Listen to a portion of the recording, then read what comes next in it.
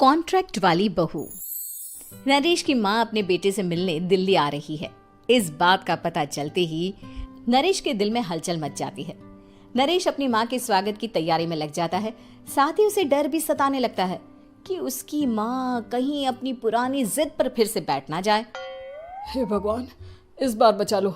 अगले साल पक्का माँ की जिद पूरी कर दूंगा। तभी दरवाजे की घंटी बजती है। नरेश दरवाजा खोलता है तो सामने अपने मकान मालिक को देखकर हैरान हो जाता है, क्योंकि उनके साथ एक सुंदर सी लड़की भी थी। अब नमस्ते अंकल, कुछ काम था, मुझे बुला लेते। आपने क्यों कष्ट किया? अरे नहीं नहीं, इसमें कष्ट कैसा। मैं तो बस तुम्हें रीना से मिलवाने आया था। आज से रीना तुम्हारे साथ इसी फ्लैट में रहेगी। अंकल, कोई लड़का फ्लैटमेट नहीं है? एक अनजान लड़की के साथ रहना मेरे लिए थोड़ा अजीब होगा। देखो नरेश, मैं तुम्हें पहले भी बता चुका हूँ कि इस फ्लैट में तुम्हें किसी ना किसी के साथ एडजस्ट करना ही होगा, या फिर तुम अकेले पूरे फ्लैट का किराया दे दो, मैं किसी को नहीं रखूंगा। नरेश अपने मकान मालिक की बात सुन के रीना के साथ रहने के लिए तैयार हो जाता है, पर अंदर ही अंदर उसे ये बात खाने लगती है कि वो अपनी माँ को क्या जवाब देगा जब उसकी माँ रीना के बारे में उसे पूछेगी। दिन बीतने लगते हैं। नरेश और रीना अच्छे दोस्त भी बन जाते हैं, पर अभी भी नरेश अपनी प्रॉब्लम का सॉल्यूशन नहीं ढूंढ पाता। एक दिन नरेश बहुत परेशान सा बैठा होता है। तभी रीना उसे पूछती है, क्या हुआ नरेश, तुम काफी परेशान लग रहे हो, सब ठीक तो है ना?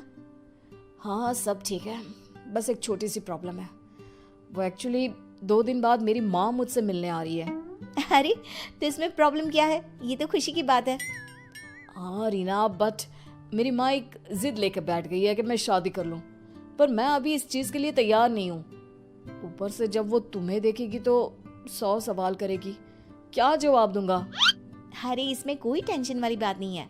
मेरे पास ना इस प्रॉब्लम का सलूशन है, जिससे ना तुम्हें शादी करनी पड़ेगी और ना ही तुम्हारी माँ मेरे बारे में कुछ पूछेंगी। रीना की बात सुनकर नरेश सोच में डूब जाता है। वो सोचता है कि रीना खुले ख्यालों वाली लड़की है, कहीं माँ को सच बता ना दे। नरेश को सोच में डूबा देखकर रीना कहती है, अरे क्या हुआ, किस सोच में पड़ गए? डोंट वरी, जैसा तुम सोच रहे हो ना वैसे कुछ भी नहीं है। मेरे पास एक प्लान है। मैं कुछ समझ नहीं पा रहा हूँ, कैसा प्लान? मैं समझाती हूँ। हम ना एक कॉन्ट्रैक्ट मैरिज कर लेते हैं। फिलहाल मेरे पास जॉब नहीं है, तो तुम इस रूम का किराया दे देना जब तक तुम्हारी माँ यहाँ रहेंगी, सिर्फ तब तक।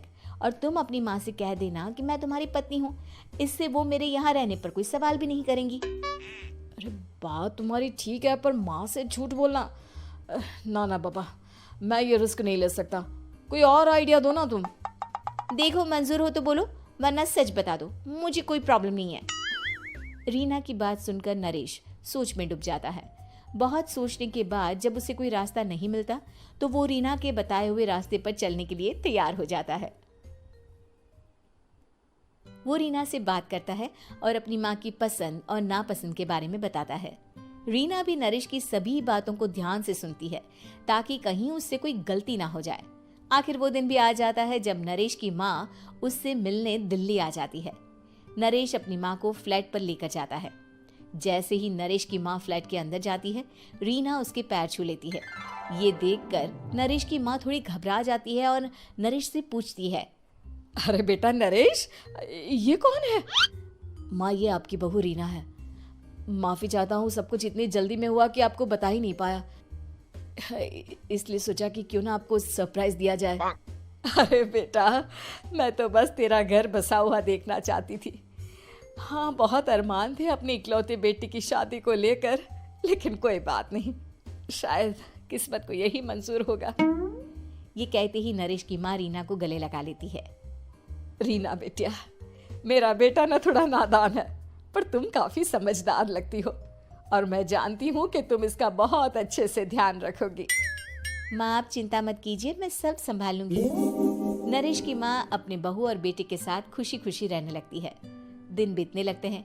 नरेश की माँ और रीना का रिश्ता बहुत मजबूत होता चला जाता है। वो दोनों सारा दिन एक साथ रहती और खूब बातें करती। इधर साथ रहते रहते नरेश और रीना भी एक दूसरे से प्यार करने लगते हैं। दोनों को इस बात का एहसास हो जाता है, फिर भी वो इस बात को छुपा कर ही रखते हैं। एक दिन नरेश की माँ और रीना शादी के बारे में बात करने लगते हैं। रीना बिटिया, ये तो नरेश ने मुझे बिना बताए शादी कर ली, वरना मैं तो अपनी इकलौती बेटी की शादी इतनी धूमधाम से करती कि सारी दुनिया देखती रह जाती। अच्छा माँ, आप ऐसा भी क्या करती नरेश और मेरी शादी में जो दुनिया देखती रह जाती? अरे बिटिया, एक माँ के अरमान तुम अभी नहीं समझोगी। मैं तो अपनी बहू को एक रानी की तरह लेकर आती और शादी भी बिल्कुल शाही अंदाज में करती, पर मेरे तो सारे अरमान ऐसे ही रह गए। खैर, मुझे तो अपने बेटे और बहू की खुशी चाहिए बस। ये कहते हुए नरेश की माँ की आंखों में आंसू आ जाते हैं। रीना भी ये सुनकर ख्यालों में खो जाती है, क्योंकि वो भी मन ही मन खुद को नरेश की पत्नी और उसकी माँ की बहू मानने लगी थी। शाम को जब नरेश ऑफिस से घर आता है तो रीना खुद को रोक नहीं पाती और नरेश के सामने उसकी माँ को अपने और नरेश के रिश्ते का सारा सच बता देती है। रीना की बात सुनकर नरेश की माँ दोनों से बहुत नाराज हो जाती है और घर वापस जाने की बात करने लगती है।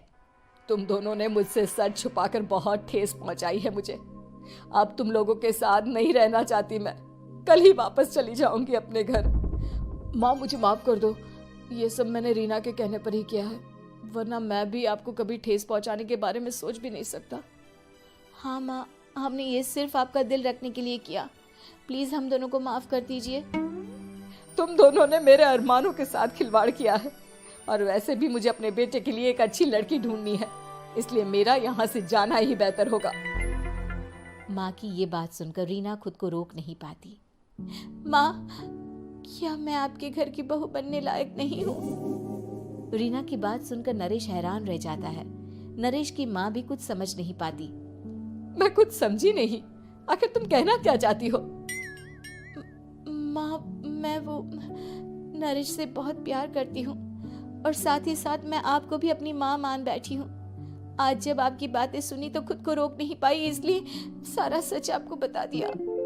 रीना की बात सुनकर नरेश की माँ की आंखों में आंसू आ जाते हैं और वो अपने बेटे नरेश और रीना को गले लगा लेती है। मेरे घर की बहू तो सिर्फ रीना बिटिया ही बनेगी। मैं आज ही तुम दोनों की शादी की तारीख निकलवा दूंगी, बस एक बार तुम्हारे घर वाले मान जाए। उसी दिन रीना के माता पिता भी उनके फ्लैट पर आ जाते हैं। दोनों परिवार आपस में बैठकर बातें करते हैं और शादी के लिए राजी हो जाते हैं। रीना भी कॉन्ट्रैक्ट फाड़ देती है और कहती है, सही मायने में मैं अब बहू बनूंगी, अब तक तो सिर्फ कॉन्ट्रैक्ट वाली बहू थी।